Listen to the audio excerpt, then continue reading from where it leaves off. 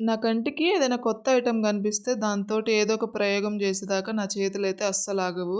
Last time మా husband salmon fish అయితే తీసుకొచ్చారు. అందులో కొన్ని పీసెస్ తీసి కర్రీలా చేశాను. ఇంకొన్ని పీసెస్ తోటి ఫ్రై చేద్దామని చెప్పి పక్కన పెట్టేసుకున్నాననమాట. ఫస్ట్ అయితే ఒక ప్లేట్‌లో ఉప్పు, కారం, పసుపు, ధనియాల పొడి, ఫిష్ ఫ్రై మసాలా, కొంచెం పెప్పర్ పౌడర్, గరం మసాలా, అలాగే 2 స్పూన్స్ వరకు బియ్యపు పిండి, అల్లం వెల్లుల్లి పేస్టు, కొంచెం ఆయిల్ గూడా వేసుకొని మొత్తం పేస్ట్‌లాగా కలిపేసుకొని మనం ఆల్రెడీ నీట్‌గా వాష్ చేసి పెట్టుకున్న ఫిష్ పీసెస్‌కి మొత్తం ఆ పేస్ట్ అంతా పట్టించేయాలి. అలా ఫిష్ పీసెస్‌కి మనం చేసి పెట్టుకున్న మసాలా మొత్తం రాసేసిన తర్వాత ఒక 1 అవర్ అయినా ఫ్రిడ్జ్‌లో అలా మ్యారినేట్ చేసుకుంటే టేస్ట్ చాలా బావుంటుంది. నేనైతే ఇక్కడ ఎయిర్ ఫ్రైయర్‌లో పెట్టాననమాట. 180 డిగ్రీస్‌లో 25 మినిట్స్ వరకు ఉంచాను. ఈచ్ సైడ్ వచ్చేసి 12-13 మినిట్స్ అలా కుక్ చేసుకున్నాను.